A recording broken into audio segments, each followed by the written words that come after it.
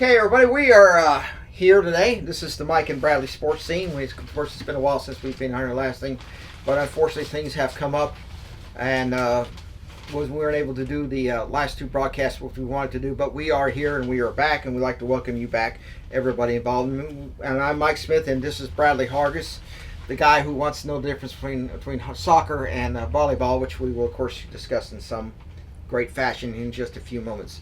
First off, we want to congratulate all the spring sports for Bledsoe County High School. They did a marvelous job, had a great season this year. And of course, the softball team reached the regions, but unfortunately was eliminated by Kingston 5-0 in Evansville a few weeks ago. Congratulations to them. The baseball team eliminated in the district tournament. And of course, the flag football, which, by the way, is now been sanctioned by the TSSAA as a full sport, which means basically they'll have championships, games, and that sort of thing. And they will, of course, hopefully already auditioning for players for the next season. Also, we also want to put the softball team is having a softball camp at the high school. That will be in mid-July. If you have a young daughter who is interested in going out for softball, that's probably a good experience to learn. $50 is the fee. Yep. To that, but that's great learning because you're going to get taught by the best in that business and by some of the high school players themselves. Mm-hmm. And of course, this week they had tryouts for the volleyball team this week. So hopefully that will be in early September is when they'll start their season out as well. Of course, football is coming up in a couple of months. The spring practice is over with. They're getting ready for the upcoming season, which will begin in August against Sequatchie County at Dunlap. You have some information here about the region. 65 days until kickoff. Mm-hmm. So it's football time in Bledsoe County. This is the last week before TSSAA dead period. That begins next week. And I just did a little research on the new district, or the new region that we're in. Mm-hmm. Marion County, Bledsoe, York, Monterey, Grundy. Redrew the districts, and we got put with the only blue spot in the sea of purple, so to speak, mm-hmm. because every team that we play is purple. What about the Yellow Jackets? And Grundy's purple and gold, Monterey's purple and white, York's purple and gold, Marion's purple and white, and Bledsoe's blue and gold. So everybody's purple this year in our region. But I looked at the two main power ranking indexes. Mm-hmm. And this is how they have us ranked based on last season's strength of schedule and players returning and all kinds of different formulas that they use. And they have Marion County ranked number 1. They have York 2, Bledsoe 3, Monterey 4, Grundy 5.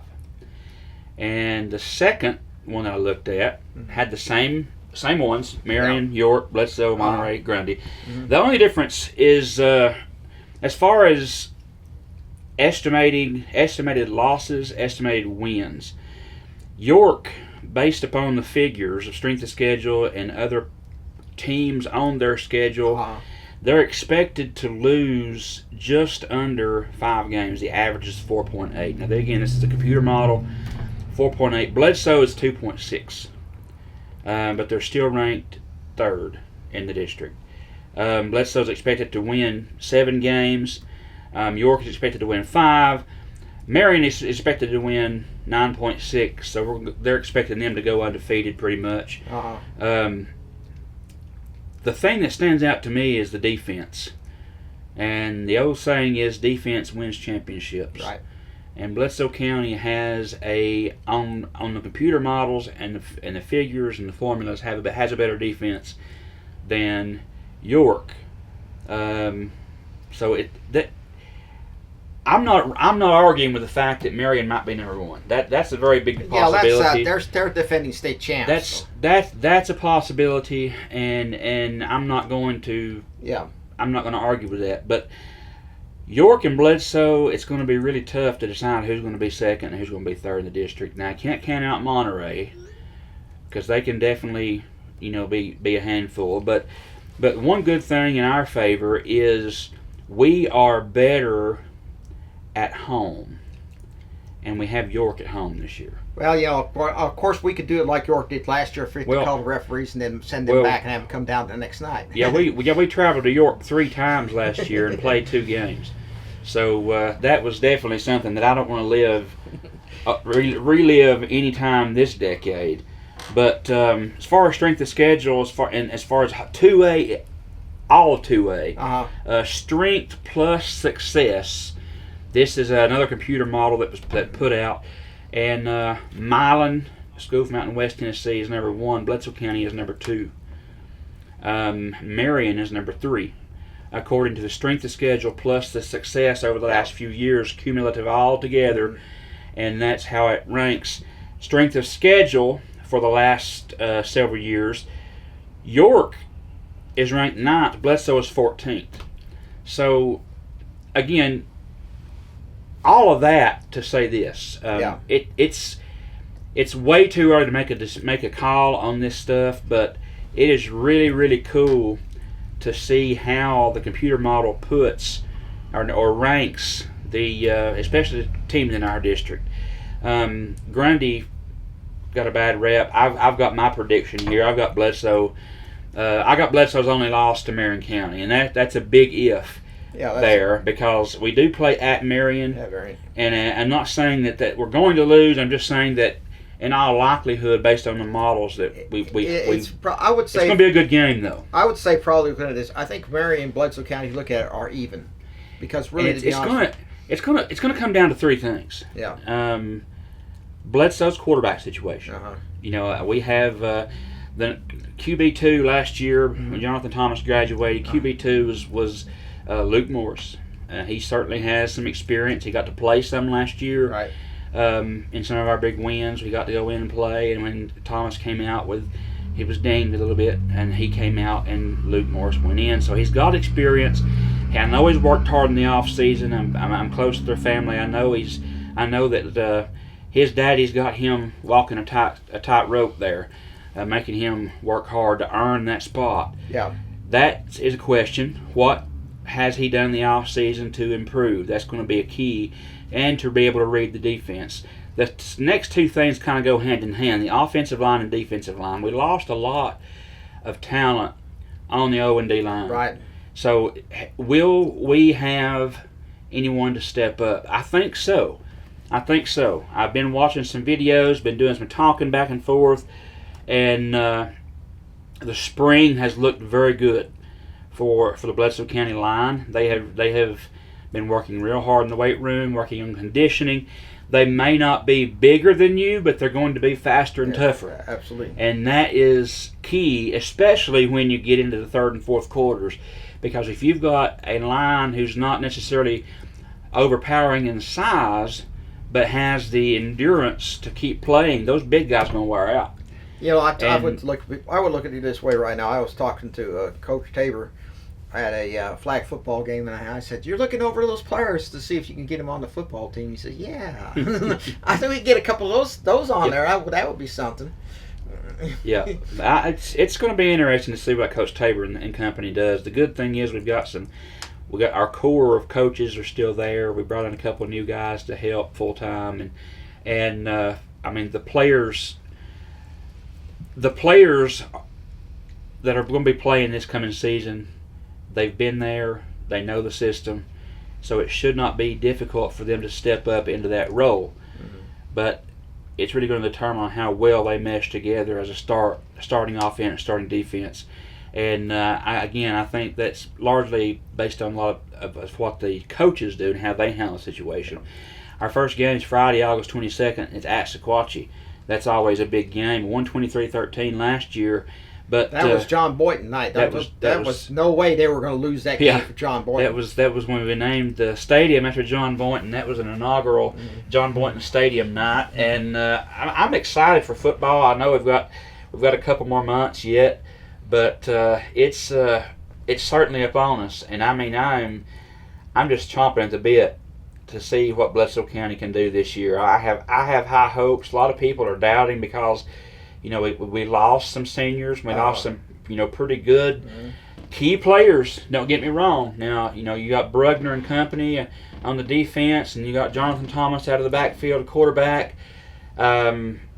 AG, all those guys are graduated and went on. And sure, it's a big loss for our team. But whenever in high school, when one leaves, one steps up, and you've got kids who have really been wanting the chance that now will have the chance.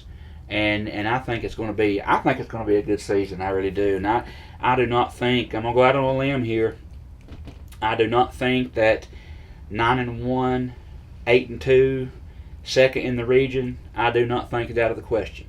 Yeah, I think they got that. I would not be surprised if we didn't give Marion County a run for their money in Jasper this year. So it's going to be very interesting. Bledsoe, Marion, York, those games when they play one another is going to be a key matchup, and no doubt probably going to be noticed because Bledsoe did finish 7th last year in the state, right, in 2A, and Marion, of course, finished at top, did their thing. Yeah, but it's going to be interesting, and I'm excited to see what they have to see what they have to offer this year. The thing about it is, of course, the opener with Sequatchie County will set that tone. If Bledsoe beats Sequatchie County and Dunlap, you can be bet pretty it's going to be a very good season. If they don't, then you're probably going to have some problems along the way. To be honest, of course, after this season, that 2020-26 season will be the 100th anniversary of Bledsoe County football, and of course. Because you got to remember this right now, Marion County and Sequatchie County are the two oldest rivals in Bledsoe's arsenal. Of course, Marion Bledsoe played first back in 1926, the first year, and then a couple of years later, Sequatchie County joined the crowd. So basically, you had Marion, South Pittsburg, and Sequatchie County as the three oldest rivals Bledsoe County has had to play. And obviously that's going to be pretty good. And this is a premier rivalry, the border rivalry, because really the reason is because since Pittsburgh and Marion County playing, I've talked to some people with South Pittsburgh and Marion County said they have no intention of starting back up the rivalry anytime soon. So this is the premier rivalry outside the Chattanooga area, and obviously that draws you a lot of attention. Remember, we got close to 7,000 people at last year's game. And that was unusual because it took me 45 minutes to get out of the parking lot. Well, you think about rivalries in this area. I mean, and obviously you think about the private schools, Macaulay Baylor. Mm-hmm. You think about a newer school, East Hamilton, Ottawa. You think about that. You think about Marion, South Pittsburgh. It's no longer playing. Mm-hmm. And in thought of the area rivalries that are still active. You can't mention rivalries in this area without mentioning Sequatchie Bledsoe, and that's just not just in football. That's in every sport they play. They play. I don't care if Sequatchie and Bledsoe plays in water polo or badminton. That is going to be a major rivalry. And the interesting thing about that, and it's like I've always tried to explain, the interesting thing about Bledsoe-Sequatchie rivalry. Now there may be some that will disagree, but this is just kind of how I look at it. When Bledsoe plays Sequatchie, they are bitter enemies. They want to beat each other. But most of the time, any other week, if Bledsoe's playing somebody else, or Sequatchie's playing somebody else, it's almost like a sibling type rivalry. Because when it's head to head, it's very heated.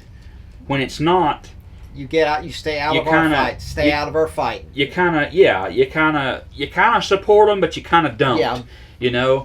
And I look back several years ago when, and I look at this example a lot. Signal Mountain when it came on the scene. Yeah. And how the things they said and done to Bledsoe County and Sequatchie, and how Bledsoe and Sequatchie kind of came together.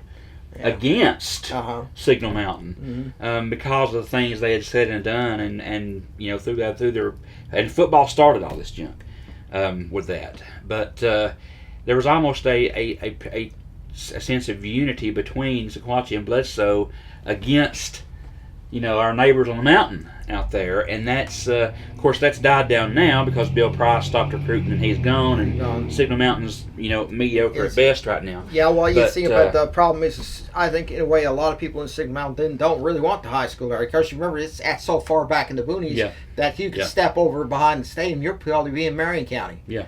Well, that it just tells you what it is that. Yeah, Signal Mountain came out and boom, won a state championship first couple of years down on state, but then they found out that they had been cheating to do it, and so it cost them. And as a result, they don't really, they really have gone down because they cannot recruit out of their zone.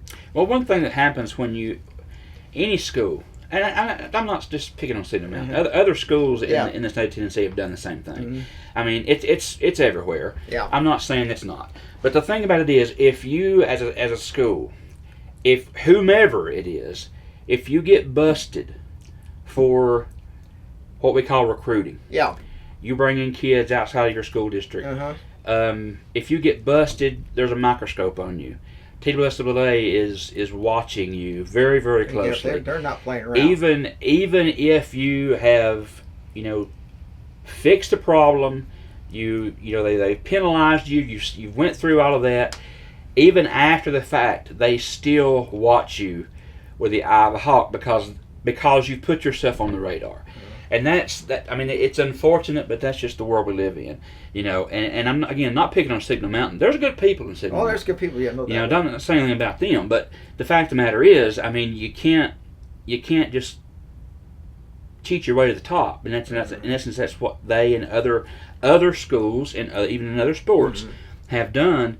And there was seemingly an equal amount of bitterness from Bledsoe and Signal Mountain and Sequatchie and Signal Mountain. There was a sense of unity there. Yeah. And any time that another team plays, like when Marion County plays Sequatchie, most, not all, but most Bledsoe fans cheer for Sequatchie. Yeah. Because if you look the rivalries that we have, yes, Sequatchie is our premier rivalry. Right. So Sequatchie and Bledsoe is like Tennessee, Alabama. Right.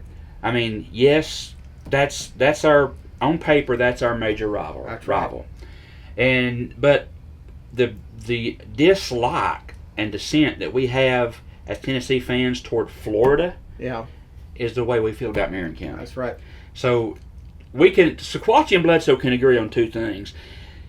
We don't like Marion, and we don't like Signal, and we just assume to see a Valley school win over any of the Chattanooga area schools across the mountain. So I mean, there's three unifying factors between the blue and gold of Bledsoe and the purple and gold of Sequatchie. Warriors and Indians can come together on those three things, and that first game though. Man, I kind of missed the thought of playing it around Halloween, but I also kind of like the thought of getting it over with. Yeah. Because every year, leading up to Sequatchie, both schools, not just Bledsoe, both schools have a tendency to probably look over a team and get surprised because they're looking forward to that game. Right. So they got that circled and they're thinking their mind is on Bledsoe or mind is on Sequatchie, and they look over the opponent they have that Friday night. If you play them first, you knock that out. Yeah, you get that out of the way. And really, it is, like you said, it is a tone setter for both schools. Mm-hmm. Sequatchie went on a winning streak after losing to us last year. That's right. And came close to winning their region. And Bledsoe did the same thing. We won and kept winning. I mean, we exceptionally well. Lost to York twice. And that was the only losses we had. And that was the only. Yeah, we lost to them in the beginning of the season, and that first game we played, made 2 trips, and still played them once, and then lost to them in the playoffs. That was it. Of course, last year when we played Wartburg, we won that game without even trying. Yeah. Wartburg pretty much gave that game to us. Well, you look at some of the teams that we play, and not just Wartburg, but in the teams that we played in the past that have struggled, you can tell they're rebuilding. When Wartburg played down here, they just self-imploded. Yeah. I mean, they were fighting amongst themselves. You could see that there was so many problems going on with the program. And from a perspective of a football fan, you feel bad for that. That's right. Because, you got a team that comes in there, you've got leadership on the field that you see as just crumbling under the pressure. You have, the teammates on the opposing side that are just like bickering and fighting and shoving and throwing things at one another. You see a coaching staff that's just disorganized, and the players follow the staff. Absolutely. And it follows, and the players follow who leads them. And that's why we are very blessed to have a good people over our football program here, over our softball program, basketball, over every program that Bledsoe County offers. We've got good people in the right places to lead these young ladies and young men into championship caliber teams and turn them into something great, and they've done that. And it makes you feel really bad for those, because there have been times in our past, don't get me wrong when I say this, but let's be honest, there have been times in Bledsoe County's past where we've been there. Yeah, we know. Where we've been disorganized, where we've been, fighting amongst ourselves, where we've been, there's been just chaos in the locker room. Been there, done that. And I'm thankful, at least for the last several years, we've been able to move past that and develop into a good program. Yeah, I remember in the 1970s that after a game which we lost badly, it was like they had to pull players off each other. Mm-hmm. Same team, Bledsoe County, same team, and that didn't look very good. And really, at that point, we didn't have good teams, but that was probably the worst type of disruption you could find. Well, like I said, we're going to have it in August, and we're going to, of course, hopefully have the broadcast of the games starting on the 22nd with the Sequatchie County. We'll have the Jamboree the week before then. That likely will probably be at Sequatchie County again. And I always say this about Marion County and South Pittsburgh is they don't do themselves any favors by not playing in that Jamboree, just because, I'm sorry, we can't have it at Jasper or South Pittsburgh every year. You got to have the ability to move it around a little bit, and so it's at Sequatchie County because that's in the center of the action. We know that Bledsoe, Sequatchie, Grundy is likely going to be there.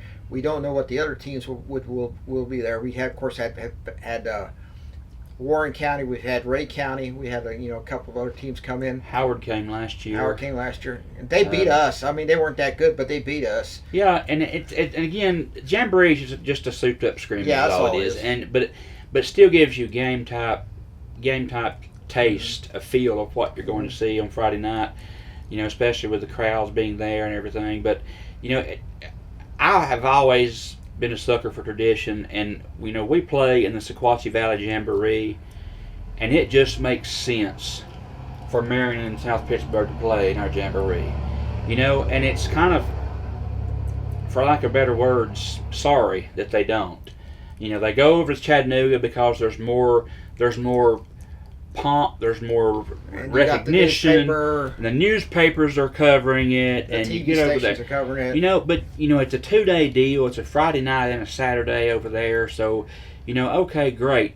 But when you're playing it over in Chattanooga, there's a lot of better teams that are going to get a lot more PR time than you are, as opposed to coming over here and playing in this Jamboree on a Friday night, keeping the tradition alive. And it is. That's all it boils down to. Yeah. They want to have it down there. They used to rotate it around. They stopped doing that because Sequatchie County got the turf on the field. It's a centralized location, and it just makes more sense. Would I like to host it at Bledsoe County? Sure, I'd love to host the Jamboree at Bledsoe County. It's been done a couple of times. But I'm not going to get mad, tuck my tail, and pout and not play in the Jamboree just because it's not at Bledsoe County. I mean, that's just the difference in our teams. But like I said, August 15th is the Jamboree. We'll hopefully we'll have some idea who the teams will be playing in that this year, probably next month. And then you'll have, of course, the regular season starting on the 22nd, 21st on Thursday night sometime. Well, Bledsoe County will be going to not have to play against Sequatchie County, which really is that Tabor wants to sort of snap that losing streak. He's 0-3 there against that, and keep the Chief Roaring Eagle trophy. Now, I got a little trivia question for you. All right. Okay, 1961. Okay. Bledsoe broke away from the Tennessee Valley Conference to join what's the newly formed Sequatchie Valley Conference, or SVC. Mm-hmm. And this consisted of Bledsoe, Sequatchie, Grundy, Marion, South Pittsburgh, Whitwell, Bridgeport, and Stevenson when they had high schools. Mm-hmm. Okay. It lasted until 1983. Who won the first and who won the last? Bledsoe. Correct. Bledsoe won the first two in 61 and 62. And John Boynton was a player on those teams. That's why he got all state and all honorable All-American. In 1983, when they won the final one, and it broke up when they built North Jackson High School and they started doing the classifications bit and that sort of thing. Okay, when we come back, we're going to talk about college football and college sports in general. We're going to talk about Tennessee softball, Tennessee baseball, some Tennessee football, and some other things which may have interested you as you're watching the Mike and Bradley Sports Scene here on WAT AM 1110 and Bledsoe Television Cooperative Channel 18. You need a bank that you can depend on. Here at Citizens Tri-County Bank, we have the most dependable staff that you will ever meet. Call in, you will not get an automated attendant, you'll get a person. But on the other side, we have all the technology that anyone would need, from apps to online banking to bill pay. So please come and grow with us as we're about to celebrate our 50th year. We are the only community bank you will ever need.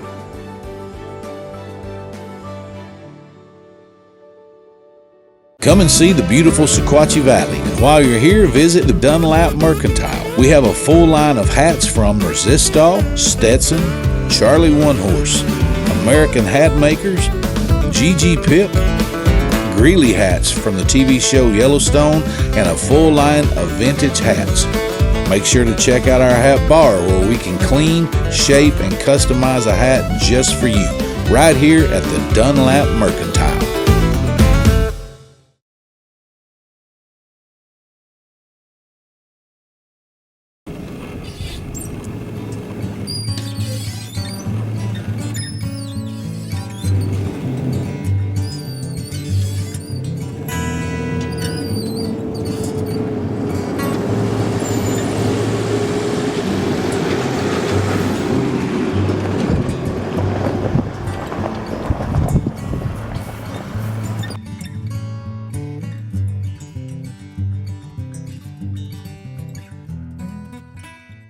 At Jason Lewis Dunlap Supercenter, we're committed to be better. Better prices, better vehicles, a better experience. Your Jason Lewis Dunlap Supercenter understands that you rely on us to provide you with the highest quality of used vehicles. With over 350 pre-owned cars, trucks, and SUVs. So what are you waiting for? Let us show you a better experience with the Jason Lewis Automotive family. Come visit us at Rankin Avenue here in Dunlap or on the web at dunlapsupercenter.com. We are back, and we thank God for that, because Bradley is starting to ask me some very strange questions here. Now, we'll go into that later, hopefully, maybe, not likely, but anyway. But anyway, we're going to talk about the college deal here. Of course, the courts have ruled that schools can pay the money out to athletes and that sort of thing. That's one deal going on. Another is the softball and baseball teams for the Tennessee Volunteers. Unfortunately, their seasons came to an end. Tennessee's foot baseball team did not make the final cut in the World Series trip, so they lost, unfortunately, to Arkansas both times. So their defense of the national championship is over with. And the softball team, well, they too failed to get to the World Series game as well. But congratulations to them for their efforts as well. College football, of course. So we are, of course, a lot of things happening in college football. Before we move on, though, now we got to talk about the Omahogs. The Omahogs. Omahogs. They're the one that put Bledsoe. They're the one that put Tennessee out. And the good news, Omahogs, Arkansas are still in it, playing at LSU, and Louisville plays the surprise Coastal Carolina in the World Series. So, and depending upon who wins and who loses, Coastal Carolina does not have a loss yet. That's a pretty good record. So I'm talking about in the tournament here. Louisville has one loss. They lost one game in the Super Regionals. So if Coastal Carolina beats Louisville, then Louisville is out. Coastal Carolina goes to the College World Series. If LSU beats Arkansas, Arkansas has one loss. Right. Then that means that Arkansas is out, LSU is in. Uh-huh. If Coastal Carolina loses, then this next game, the next game they play, if Coastal Carolina they can afford to lose one game because they'll turn into double elimination. LSU can afford to lose one game, double elimination. So it's still a toss-up, but as of right now, with who's involved, I'm pulling for Coastal Carolina and Arkansas, because if you can beat Tennessee, I ain't got nothing against Arkansas. Yeah. You know, so I hope they go and do very well, because I definitely ain't going to cheer for LSU, because we all know how I feel about LSU. Oh, come on. What's wrong with LSU? LSU and Florida. No, you know that is the top two disliked teams on my list. Now, if you like LSU, that's fine. Go, more power to you. If you like Florida, again, more power to you. I pray for you every day. But I can't stomach them. So I'm going to go with Arkansas. Got to go with the SEC. And now, if Arkansas makes it to the College World Series and plays Coastal Carolina, I may have to cheer for the underdog. I may have to come in here with a Chanticleers hat on, whatever. Because that's what they are. The Coastal Carolina Chanticleers. You find them in there close to Conway, South Carolina. And, I mean, drove by that school several times going to Myrtle Beach. But, I mean, they're certainly the Cinderella team of the College World Series right now. So we'll see how that works out. Now we go softball, and you went to what else? Football? Yeah. Football. Okay, football. Well, you know, of course, Tennessee, of course, Joey Aguilera apparently is on campus, and he's getting ready for the season. Likely to be the starter against Syracuse. And, of course, that will be a late morning start on ABC at Atlanta. And, of course, first three games, of course, already been scheduled for television times. East Tennessee State, SEC Network Plus, and then, of course, Georgia, which will be a mid-afternoon game on ABC. So that should be very, very, very interesting. You know, I was looking up some things, just looking at for fun. SEC teams that have been ranked. What were their highest rankings ever in college football? Now, first off, I'm leaving Texas and Oklahoma out of it because they're too recent. They're one a year in the Big 12 or the Southwest Conference. I'm also going to leave Texas A&M, Missouri out of that also because they're more recent. So, and I'm going to put the three teams that were originally in the SEC into this mix, which is Georgia Tech, Tulane, and Sewanee. Okay, Sewanee.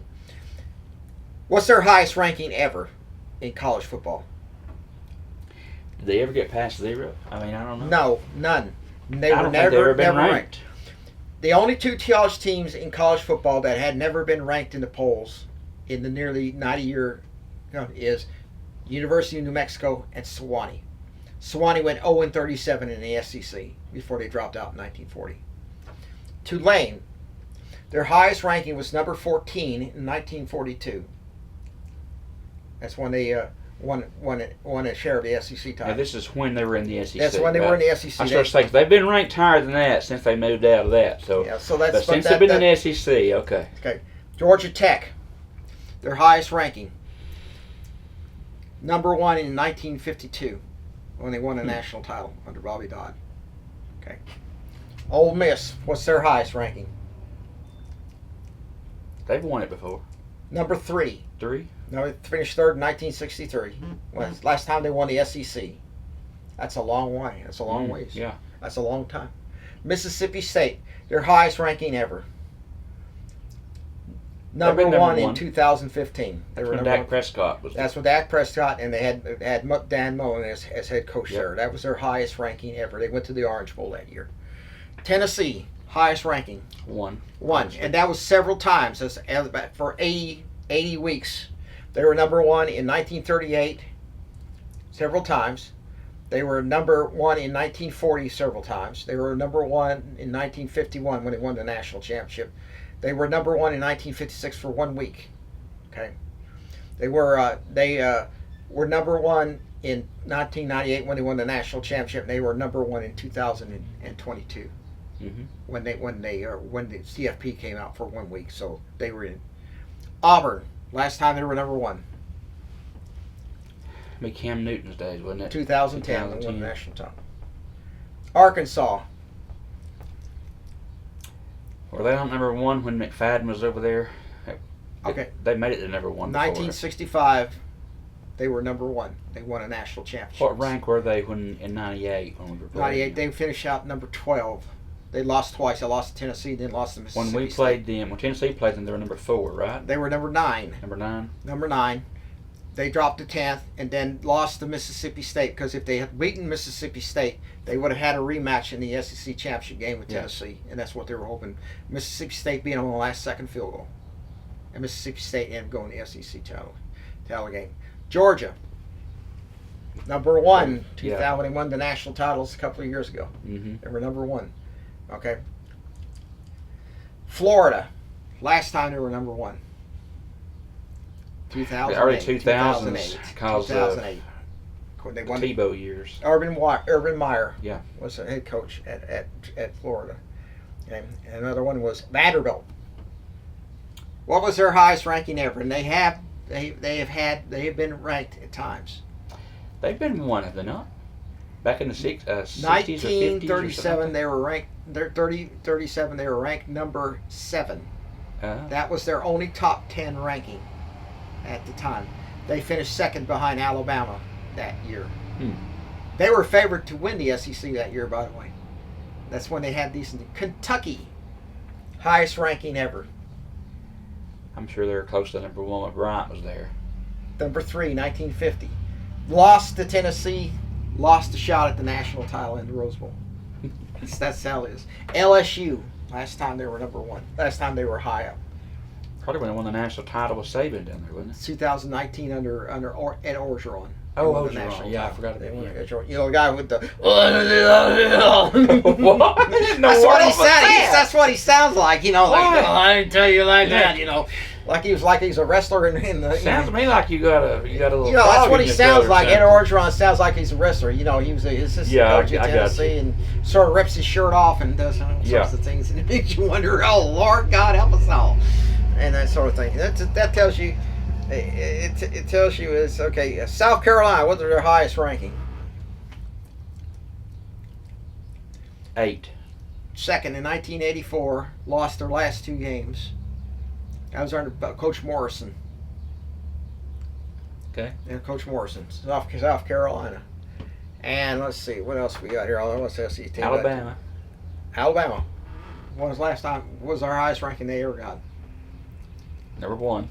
Number 1, and they have the most number 1 rankings of all the SEC schools. Mm-hmm. Now, national championships. Now you look at national championships. There's some of these are unofficial and some of these are official. Well, I started. Who won the most? I mean, of all college football teams, who won the most college national championships from 1869 onward? Now that's the very beginning of college football. Brings up names like Notre Dame and True, Alabama. but no, Princeton.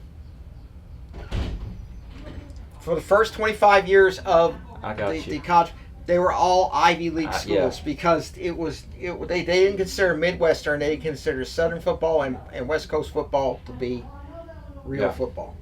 Princeton won 18 of them. What was the second team that won second most wins? Still Ivy League? Alabama. Okay. 17 national titles. They were one behind. They're going to pass Princeton. Sure. Because Princeton. Just a matter of time. Just a matter of time. Princeton is not involved in national championship. Yale. Yeah. Rutgers won a couple of them, believe it or not, early days.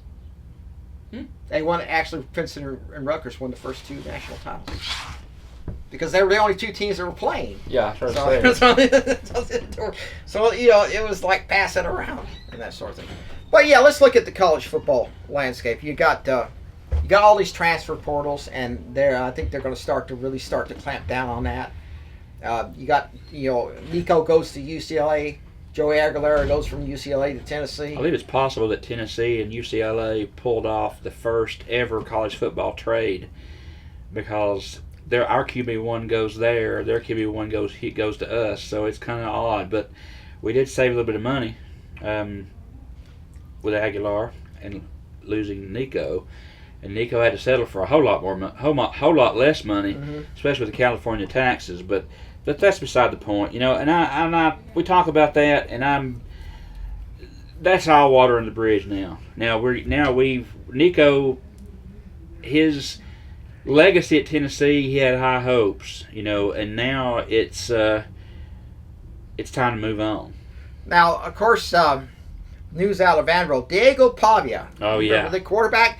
The man who basically is going to give Tennessee the ultimate thrill in billboard material, or put his foot in his mouth, says that he basically is that Vanderbilt will own the state of Tennessee and will beat Alabama again. Now, be honest with you, he does have some solid ground. He beat Alabama last year, okay, but he didn't beat Tennessee. And I don't know, a couple of those games which he should have beaten Texas. By the way, what is the only school that Vanderbilt has, SEC school that Vanderbilt has a winning record against? South Carolina. Nope. Kentucky. Nope. Arkansas. Nope. Texas. Texas don't count. They're in SEC now, but from 1890 to 1928, Vanderbilt was 8-3-2 against the Longhorns. That's the only team they have a winning record against. Yeah, he's quoted as saying that Vanderbilt's going to run Tennessee. Yeah. In 2025. I'm sure they're going to run all right, because Pavia is going to see all those defensive backs run at him, and he's going to run, because they ain't going to give him a chance. It's a bold statement. It's definitely a bold statement, and and they got to have something. Vandy had a pretty good season last year. 7-6 was not bad. Won some games that they were supposed to lose badly, and were competitive in games they were supposed to lose badly. So with the transfer portal and the way things are, anything can happen, but I don't see Vanderbilt jumping up into the level that he's talking as far as running his mouth and talking about now. But I don't know. Let's put it this way. As someone said, Vanderbilt cannot be Harvard Monday through Friday and be Alabama on Saturday. It just doesn't work. Yeah, it's like this. He says, I heard a statement that once that Bear Bryant got into a discussion with a college professor, bited on the radio for college professor, and the college professor said, "Look, like I said, I got nothing against football, but education is more important." Well, Bryant agreed with that. He believed education is important. Okay, and Bryant asked this question: how many people watch you when you give an exam? And the professor said, maybe about 50 or 60 students. He said, I have 60,000 to give mine when I give mine every Saturday. Which basically he's under that microscope. Right. He's under that microscope. It's like Brian said, he had one guy who Leroy Jordan, when he coached him at Alabama. Leroy Jordan started skipping classes. Well, he figured Brian wouldn't notice. Wrong. Brian kept contact. He called him in, and the college professor invited him out to lunch, and he told the professor, I said, I got a boy here who's supposed to be in your classes, and he isn't in your classes. And I said, I'm about ready to kick his butt off the team. And he says, well, coach, you're absolutely right, but when he is there, he's actually a pretty good student. So Brian turns around and looks at him, and he says, if you skip one more class, you're not going to be wearing a crimson jersey. Do you read me? And guy, big linebacker. He's, yes, coach. He never skipped a class after that. Well, that needs to be done. Yeah, that's certainly important. You got to get your education. Yep. Yeah. And these guys like Brian. Every coach receives a readouts on a player's performance in class. That player isn't performing in class or skips class, that coach is not going to waste time on him. That's all there is to it, and that sort of thing. The question, really, in regards to college football now, specifically with Tennessee, aside from the quarterback issue, we have two quarterbacks there that are fully capable of leading the offense. Yeah. Right now, even not bringing in Aguilar. Yeah. But they certainly give us some depth, because you definitely don't want to start the season with two quarterbacks. Right. You want to have a 1, 2, and 3. You want to have some depth to sub in and things like that. So that's important. But the big question, aside from that, is who's going to be the offensive line, again, it's kind of the same situation that Bledsoe County's in. The situation with offensive line, I mean, you only have Lance Hurd that's the tackle that will be returning. Yeah.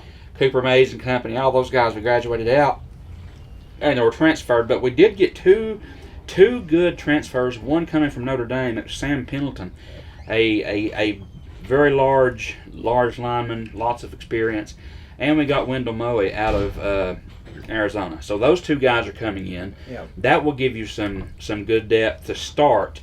And the good thing for us is we kept Gerard McCoy. Yeah. He was going to transfer, and we also brought back Aaron Carter. So those two guys were playmakers on our defense last year that initially did enter the transfer portal, but Tennessee was able to retain them. That's huge for us defensively, and the quarterback situation I think is going to be okay, and it's going to be interesting. My thought again is going to be interesting to see how the defense performs, because Tennessee struggled to put points up last year. Yeah. But the defense kept them in ball games and won ball games for them. They did. So I'm hoping now we mentioned with Bledsoe talking earlier about how that defense wins championships. Well, you've got to have the offense to score some points, and I think that's what I think with a gunslinger back there, and the 2026 forward looks promising too, because at the moment facing Brandon, that is the top quarterback prospect in 2026's class. Actually, he's ranked number 8. Yeah. Number 1 quarterback, but the 8th altogether in the ESPN 300. He is coming to Tennessee, and from what I've read on him, he's built a lot of his athletic ability. It resembles Hendon Hooker, but he's, as far as where Hendon was at his age and where Brandon Faison is, he is more developed than Hendon. He got a great deep ball, and that's huge. Yeah. Tennessee's offense. Yeah. He's not near as polished as, per se, Nico coming in. Yeah. So it may take a year or so to really get him game ready, even with his experience. And that's saying that Merklinger and McIntyre, and neither one of them, I'm sure one of those, and I hope they don't, but just the way things are, I'm sure one of those guys will transfer out. Maybe McIntyre, maybe he's bad. Of course. Well, we just have 1 year with Aguilar. He's a senior. He'll graduate. Yeah. So it's going to come down to Merklinger or McIntyre, and then the new guy coming in, Faison Brandon. That those guys are going to. One of those guys are probably going to transfer. Whoever gets the QB2 will likely be out. I don't know. I hope that doesn't come to that, but in all likelihood it will. It's possible they may stay and play each other. Of course, we got a legacy player coming in the class of 2027, and that is Fulmer's grandson. Yeah. And his father played for the Vols, played under Fulmer in the early 2000s. So basically, he's had a lot of exposure to UT football, Sure. and so he says he is committing to the Vols. Kentucky, Miami, all the other schools wanted him, but tried for him. But he says he's going to go with the Vols. But you never know; he's going to change his mind. He's got a couple of years to do that. Yeah, here as well. Of course. Tennessee, of course, starts with Syracuse on Labor Day weekend. That'll be a late morning kickoff on ABC. Ohio State and Texas was a real funny one. Ohio State wanted to move this to a primetime game, and Texas said no. Well, ironically, you mentioned those two because Ohio State and Texas are number 1 and 2 as far as the odds to win the Natty this year. Ohio State, again, defending the championship. They're number 1. Texas is number 2, followed by Georgia, Penn State, Oregon, Notre Dame, Clemson, Alabama, LSU, and then our beloved Big Orange. The Vols, yeah. So, I mean, the chance there, and surprising to me, Florida and South Carolina are even in as far as in the top tier of odds to win the national championship, and that's good. I can't for see Shane. South Carolina do that. That's good for Shane Beamer and company, but I mean, I don't see those two teams see South Carolina doing that. And I think Florida's still a year or two away from contending for that, because basically they're building back up slowly at their thing. South Carolina, I think it's got two basic problems right now: the rest of the SEC and Clemson. Yeah. And because they take a great bulk of that talent away from South Carolina. So South Carolina's not always going to be. Now, of course, there's another thing going on. This started about a month ago, and I think it has died down, which means basically it never got any serious traction. Was that a student newspaper not affiliated with the University of Alabama has basically said that Greg Sankey should throw Tennessee and Vanderbilt out of the SEC. And the reason, let me tell you the reason why. And you can find this to be hilarious. It's, they don't play by the rules, which is basically concerning the NIL thing or whatever. Yeah. And when they asked Greg Sankey, asked about it, he says, "I have no intention of doing so." Because once you, for order to throw a team off the SEC, out of the conference, you got to go to the other schools' presidents, and they have to say yes.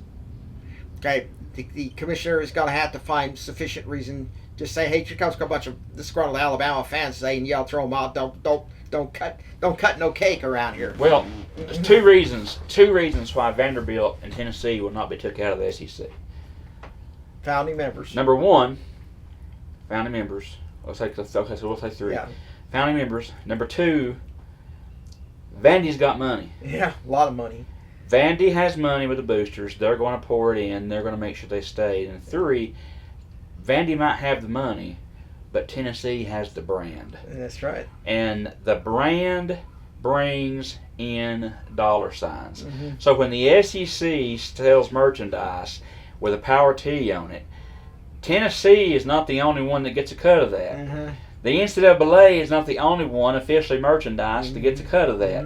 Guess who else gets a cut of that? The SEC. The SEC. Yes. And if there's ever a team, especially in the Southeast, that sells almost as much or more than Alabama and Georgia, Tennessee is there. Tennessee's brand sells, and that's why you see all of the, when Tennessee goes to a bowl game, you see a lot of bowls want Tennessee to come play because of their following. And with a following comes money and comes a brand, and that just speaks for itself. So it is absolutely ridiculous and preposterous like I said, and unthinkable for anybody to insinuate that Tennessee would not be in the SEC. It's just a disgruntled Alabama. Speaking of bowls, I was actually looking this up yesterday, just out of curiosity. In 1984, BYU was going to be the national champion. Okay, they by contractual agreement, because they were members of WAC, they had to go to the Holiday Bowl. They couldn't go to the Orange, Cotton, or Sugar, or Rose Bowl. Okay, the Holiday Bowl was looking for teams that they could match up that would give them the veneer of the national championship game. First, they went to Washington. They said, "We'd like you to come down and play in the Holiday Bowl." Washington said no. They went to the Orange Bowl. Okay. Then they went to Maryland. They said, "We want you to come to the Holiday Bowl." They said, "No, we're going to the Sun Bowl." Okay. They looked at a couple of teams. Then they went to Tennessee. Said, "We're looking at you as being one of our teams to play," because Tennessee at the time was 7-2-1. Mm-hmm. They're actually a pretty good team. And Tennessee said, "Well, yeah, we're waiting to hear from you." Then the Sun Bowl came calling. They said, "We want you to come to El Paso. Take it or leave it. Yes or no?" They said, where the Holiday Bowl was saying, "We might consider to invite you." The Sun Bowl said, "We want you." Mm-hmm. And a lot of UT players wanted to go to San Diego because it was probably more fun. That's where the Holiday Bowl's been. Not El Paso, which is, I've been to El Paso. Believe me, it's like, it's like first thing you say in El Paso, "Where's the grass?" You know, there's no grass or huge trees or anything growing up there. And so what happened is that Tennessee wasn't going to wait around for the Holiday Bowl to make up its mind, because they might get shut out of the bowl extravaganza. And so I said, "Okay, we'll go to the Sun Bowl." They call up the Holiday Bowl. "No, we're taking the Sun Bowl bid." They got Michigan, so they got the Holiday Bowl Michigan. They beat Michigan, which was 6-5, won the national title, but Washington came within a couple of points of knocking BYU out of the national championship picture.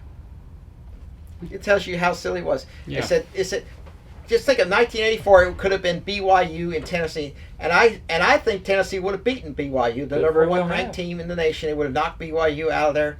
And I think what it was, I think the Holiday Bowl people realized that Tennessee would probably do that, so they didn't exactly roll out the red carpet for Tennessee to come. Besides, I heard one person said, "I would rather invite a 6'5" Tennessee team than an 11-0 BYU team because Tennessee fans know how to have fun. Yeah.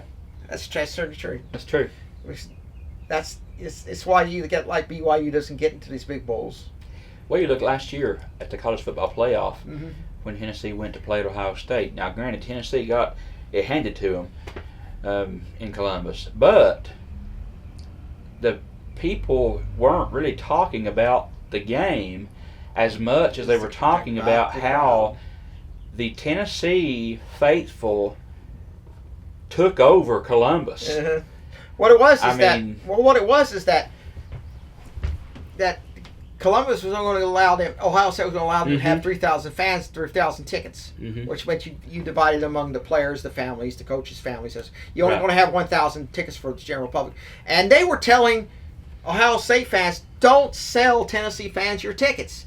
And some smart guy got into it, photoshopped his picture over an Ohio State Ohio State sweatshirt, and said, "Hey, I'm an Ohio State." Got a hold of a friend who was Ohio State alumni, who gave him the access codes to his ticket source, and he got it and said, "You had 35,000 UT fans there, and absolutely Ohio State was just the Ohio State administration was livid." Yeah. Because what it was is that Tennessee took over that stadium, and you had 100,000 seat stadium. You had 65,000 OSU fans, 35,000 Tennessee fans. The orange is going to stand out no matter what. Yeah. And that sort of thing. Now think about it. What if they had the game in Knoxville? Oh my goodness. I mean, and Ohio State came down there. They would actually be dumbfounded that you would have over 100,000, 95,000 fall fans. Of course, you would have tickets for the Ohio State fans, and I think Tennessee's not gonna put a limit on the ticket sales. No, they'll say, "Welcome to Knoxville. Come on we're down. We're going to take your money. Yeah, your money's good here. We'll take you." All that's that crazy. And that sort of thing. Of course, they now have with the CFP. Now they have it where now is that you're not going to get an automatic bid if you're the conference champion. No matter if you're lower than the guy above you, you're going to have to wait, and hopefully we'll hold out your hand and get it, that sort of thing. Yeah. Pac-12 is supposed to be in it next year because they got North Texas State in as the 8th member, and that makes them official now. So they can be in their CFP. Okay, when we come back, we're going to talk about the baseball season, and of course, some teams in the MLB are hot, while the Atlanta Braves are not. And hurts my heart. And we're going to see the early version of the Choketober as you're watching the Mike and Bradley Sports Scene here on Bledsoe Technical Cooperative Channel 18. At Jason Lewis Dunlap Supercenter, we're committed to be better. Better prices, better vehicles, a better experience. Your Jason Lewis Dunlap Supercenter understands that you rely on us to provide you with the highest quality of used vehicles. With over 350 pre-owned cars, trucks, and SUVs. So what are you waiting for? Let us show you a better experience with the Jason Lewis Automotive family. Come visit us at Rankin Avenue here in Dunlap or on the web at dunlapsupercenter.com. Come and see the beautiful Sequatchie Valley. And while you're here, visit the Dunlap Mercantile. We have a full line of hats from Resistol, Stetson, Charlie One Horse, American Hat Makers, GG Pip, Greeley hats from the TV show Yellowstone, and a full line of vintage hats. Make sure to check out our hat bar where we can clean, shape, and customize a hat just for you, right here at the Dunlap Mercantile.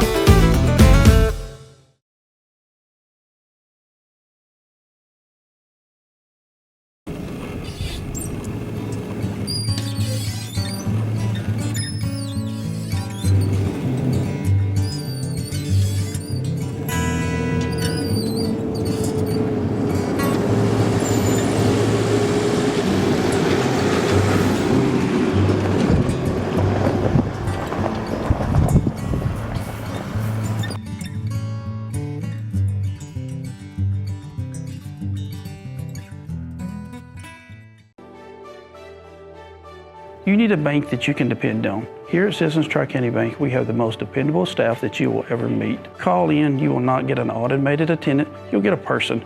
But on the other side, we have all the technology that anyone would need, from apps to online banking to bill pay. So please come and grow with us as we're about to celebrate our 50th year. We are the only community bank you will ever need.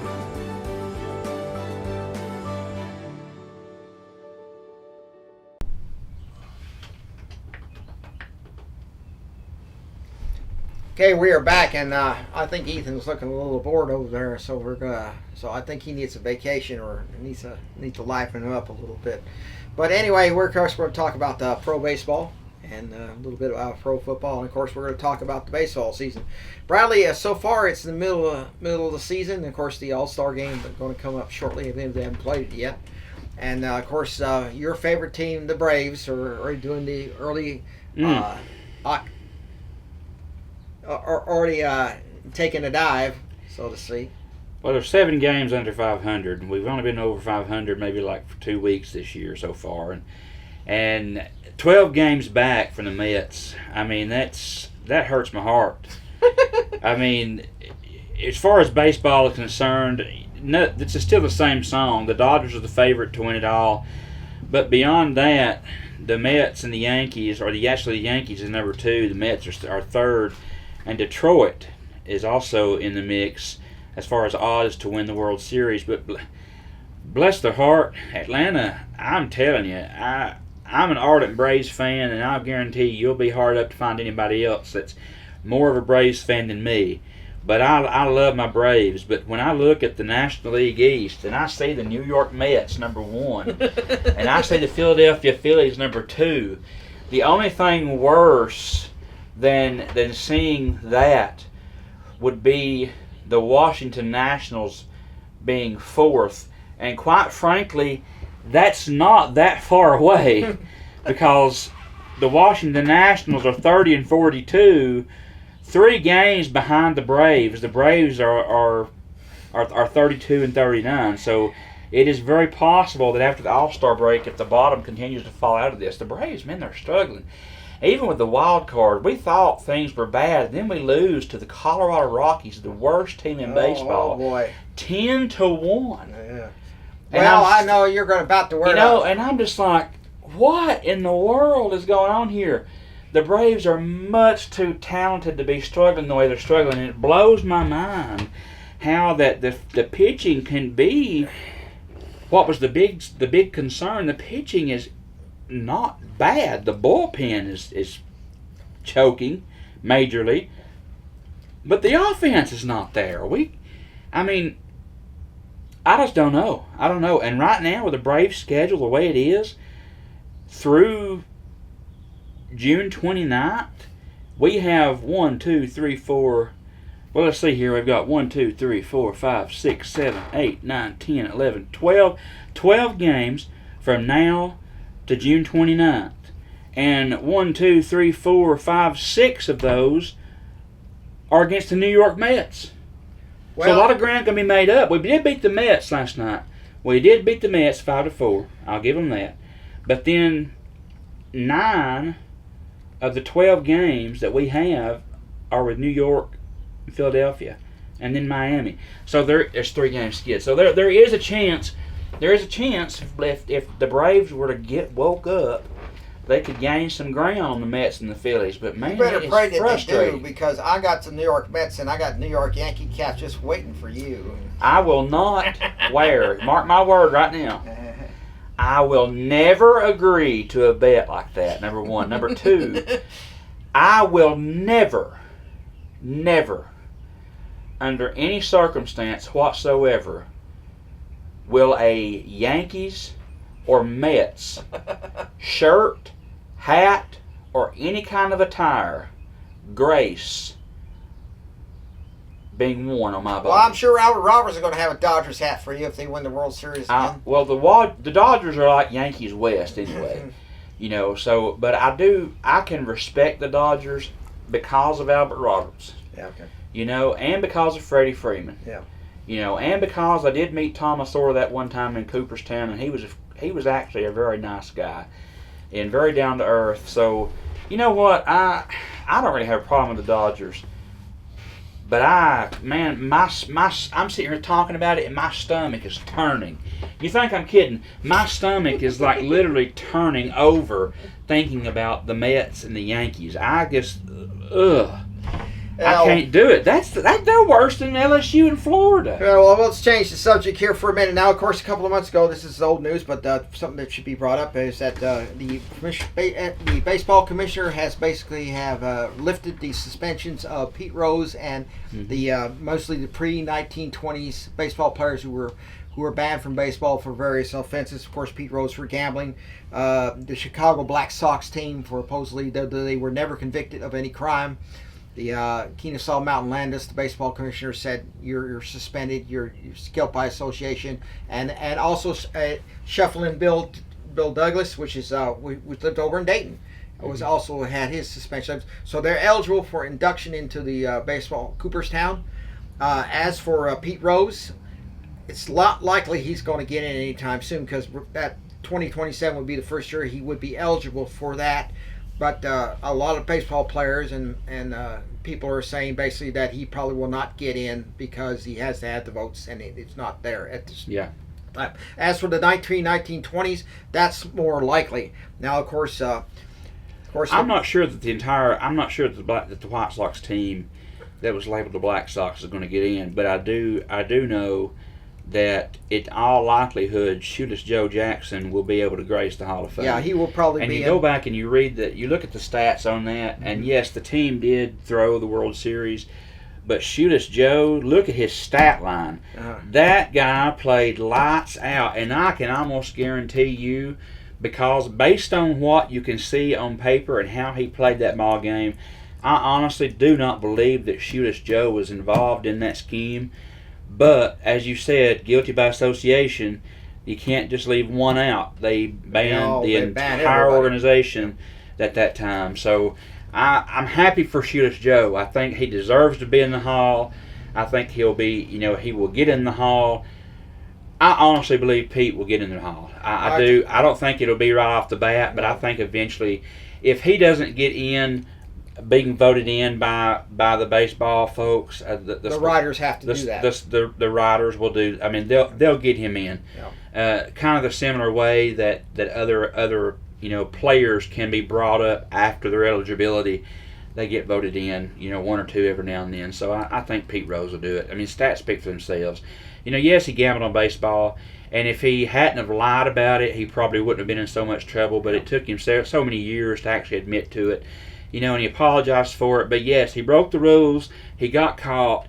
But the thing about it is, he bet on his own team and that was not to win. He wasn't betting against his team to throw a game. He was betting on his own team to win. And it's still. So I'm just like, I mean, yes, it was against the rules, but he didn't do anything anybody else hadn't done already. So I suppose so. But Shoeless Joe Jackson got his name because he would take his shoes off at when going up to bat. So that's Shoeless Joe. Now Shuffling Phil Douglas, of course, is from Dayton, and he played on several World Series teams. But him and the management got into a little bit of scuffle, and he wrote a letter to the baseball commissioner, Kennesaw Mountain Landis, saying that he wanted to be traded because he felt that he couldn't win any games for that. And for Mountain Landis, who was notoriously well known to be tough on baseball, that's why he was put in that position, because of all what was going on. And basically, he said, "You're banned for life." There were several attempts to try to get him have that lifted, but what it was is that the current commissioner made the call because he felt once you die, the punishment is over. Yeah, you cannot keep punishing a guy for something. Now there are a couple of players and managers who are not on that list because of the severity of their crimes that still kept them out there, including a couple of managers who, by the way, tried to tell the players to throw a game, and players reported him to the baseball commissioner. Yeah, and he was banned. They are not on the eligibility list. So basically, most of these players, the Black Sox. Now, what happened is that there's some gamblers said they paid these players to throw the game. The problem is the gambler was not exactly what you might call a reliable source, but they put them on trial. They were acquitted. Landis saw it a little differently. He said, as someone said, a jury acquitted them, but one man convicted them. and that was Landis. Landis was an ex-judge, and so he knew the law. So he basically said, that's it. So basically, these players are eligible for induction. So we'll see what happens in about a year or two when they're up, when the year for the eligibility comes up for discussion. Now, of course, it just happens that these were mistakes today that would have been folded in a suspension probably for a couple of games, or basically a reprimand and that sort of thing. But back then they were a lot tougher on players than they are today. Now, I saw something here, and they had this thing on TV, and about Hank Aaron. Hank Aaron, Hammerin' Hank. Yeah. Who beat Babe Ruth's record for home runs. The rightful home run. Yeah, I saw that on TV, as a matter of fact, the day he hit that baseball thing. And he had a lot of people writing him nasty letters telling him not to do it. You can't take that record off a white man. He was black and had death threats and that sort of thing. Some of those letters are enshrined. Yeah, some in of the those Hall very of Fame, nasty letters. In the Hank Aaron section, you can read some of those, and it's not very pleasant at all to read them. And the thing about it is that they held him out on a road game because basically they wanted him to break the record at home, which they did in the old Fulton County Stadium. And it was very interesting because really this is a guy who ended up doing 755 homers for retiring, and he was one of those guys who was there for the Braves from the very beginning, and he stayed there until he died as a part of. Well, he started in Milwaukee, and then when the Milwaukee Braves were there, he started there. And then when they moved to Atlanta, he came. He was Atlanta Brave for many years. He did finish his career in Milwaukee as a Brewer, but when he retired after those couple years in Milwaukee again, he comes back to Atlanta. He comes back home, and he works with the Braves organization all the way up until he passed. Right. So he has been an icon, a legend. You name it, Hank Aaron has done it. And from what I understand, he was one of the nicest guys. Yeah. That the people talk about how some people are just kind of snooty, don't want to talk to you, don't want to, whatever. But he was an all-around nice guy. Now I will tell you this though, I had a friend of mine who basically stumbled upon Hank Aaron's residence. Had no idea that it was where he lived, but he had some damage to the front part of the yard, and he went in, knocked on the door, and Hank Aaron comes to the door, and he says, "My name is Henry Aaron," and then finally, as he was filling the paperwork out, he realized, he's like, "Wait a minute," and he looks at him and says, "Are you Hank Aaron?" And he said, "That's me," and he said, "Can I get your autograph before I leave?" He said, "You can, but not before you pay me." But see, that wasn't. I don't think that was snooty. He's just basically, hey, look, you gotta pay for the house. You're gonna have to give me. That's how he made. That's how he made his money after he retired, because he lived in a time where he didn't make the, 3-digit millions. No, he didn't. So he like many others at that time make their money on doing public appearances and signing autographs and things like that. But from what I understand, he was one of the nicest guys, and I got to see him several times in Cooperstown at that parade. Never got the chance to sit down and meet him one-on-one, but just being, within a few feet of a legend like that. Now, I will say one of the funnier and more surprising things that I saw in my several trips to Cooperstown was two things. One was Johnny Bench. Yeah. Johnny Bench has always been a flamboyant type guy. He's always been kind of in your face and kind of like, excitable and, animated, and that's not anything new. But I will say this. When we were in that parade, it had a major chance of storms and rain that day. So what they did in Cooperstown, the Legends Parade, the local Ford dealership will put the Legends in the back of the truck. Yeah. And they will come through on the vehicles, and they will, they'll sit in the back of the truck and they're waving at everybody. This particular day, they were coming out and they had everybody in the cab of the truck, in the passenger seat of the truck. Yeah. Well, Johnny Bench when he got in front of us, we were right where they were coming out of where Doubleday Field is. Yeah. And getting on the street. He stopped his driver. You could hear him say, "Stop, stop, stop, stop." Johnny Bench gets out, walks around to the front of the vehicle, and he looks around at the thousands of people who are standing in line in the streets. And me and my dad are one of them. And he says, "You guys came to the parade to see us, didn't you?" Yeah. And they said, everybody's like, "Yeah," started clapping. He said, "Well, I just think we ought to be seen." He said, "I'm just going to walk in front of my truck then," because they would not let them get in the back due to safety reasons for the storm. So he just said, "Forget y'all. I'm going to get in the front." And he walked in front of his truck the whole way, waving, shaking hands, high-fiving, and I thought that was one of the coolest things. But the biggest surprise to me was Greg Maddux, because I have always heard Greg Maddux, arguably one of the best pitchers to ever grace the mound in baseball. But they say outside of baseball, he is very, very difficult to deal with. Yeah. And regardless of you may have had a different situation or heard something different, but I have always heard, for lack of better words, that Greg Maddux, outside of baseball, to the fans, was kind of a jerk. Yeah. Like, he didn't want to be bothered. He didn't want you to come around him. But I witnessed something that changed my mind in Cooperstown. There was a kid who was standing there as they were coming out that same year, and no, it was the year following. I'm sorry, the year following. And he had a baseball and had a big ink pen rubber banded around it. Right. And he held it up to Greg Maddux. And Greg Maddux, sitting in the back of the vehicle, he did this. He said, "Toss it, toss it." The kid tossed it. Maddux caught it, signed it. As the truck was moving, he said, "I'll meet you at the corner." That kid ran all the way down, still within my eyesight, and Maddux made security let him come over the barrier. Yeah. Come out of the truck, and he gave that ball to that kid. Yeah. And I sit there and I look and I say, he might be a jerk in many people's eyes, but that right there was one of the most wholesome moments that I have ever seen from a legend like that. And especially Greg Maddux, who's, stereotypically one of the worst to deal with, but let that child do that, and it made that kid's day. Yeah, absolutely. And you could hear, he said, "I'm not going to throw it to you because somebody will get it."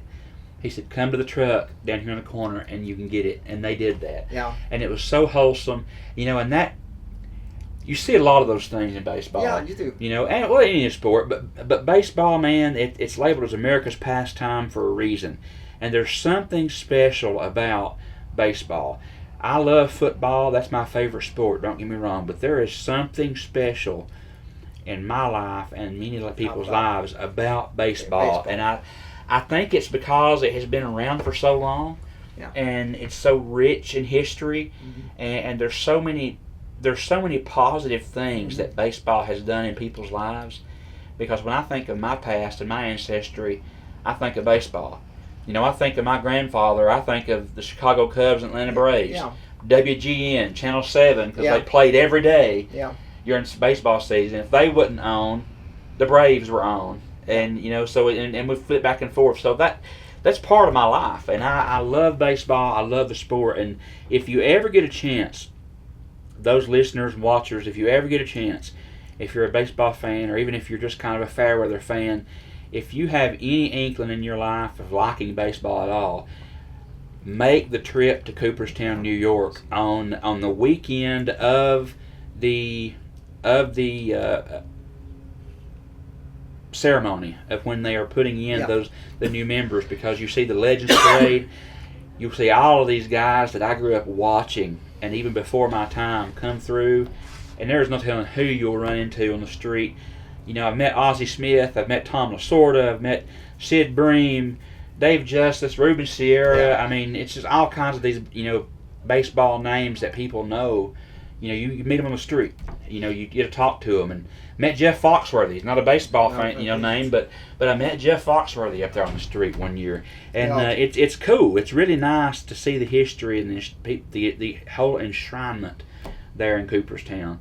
And I'll always be a baseball fan. Bob Uecker, late Bob Uecker, was known for his rather depreciating sense of humor. You know, this sort.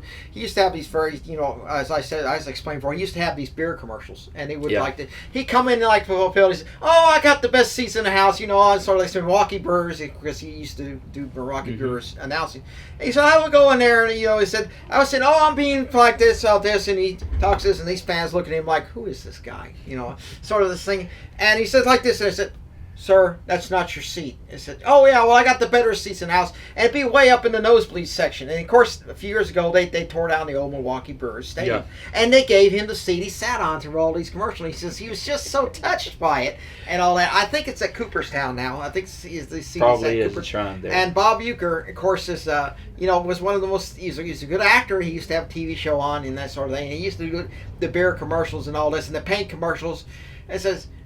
You would hear a guy in this sense say, "You're a bum, Uecker." You know, he so, you know, he was so in love with himself, but you knew very well he was a nice guy. He said he was one of the nicest guys. Uecker had a knack for coming off that way, but it was an act. It was an act. It was an act because that was his persona. That's what he put forth. But he was a comedian, baseball, you know, commentator.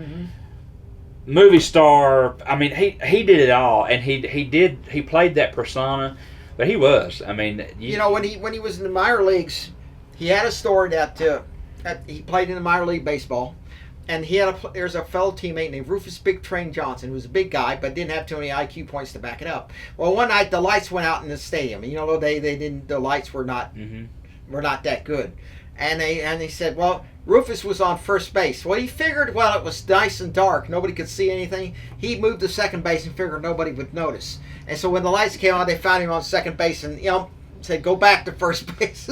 That sort of thing. He would be known as a DH, the designated heckler. He would be one assigned to heckle the umpires until he got thrown. He set the record of being thrown out in more games than any player in Major League Baseball. Most people, my generation, only know Bob Uecker from the Major League, the movie Major League and Major League 2, because he was the broadcaster for the Cleveland Indians. He's the one that got really tipsy, you might say, when the Indians were doing bad, and he said take over, and he was passing.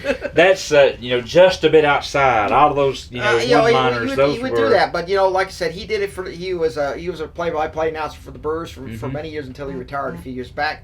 But, you know, he was very well honored and represented and that sort of thing, and they have this thing. Okay, well, we're going to cut this out here because basically is that, well, no, we're sort of boring Ethan to death over there.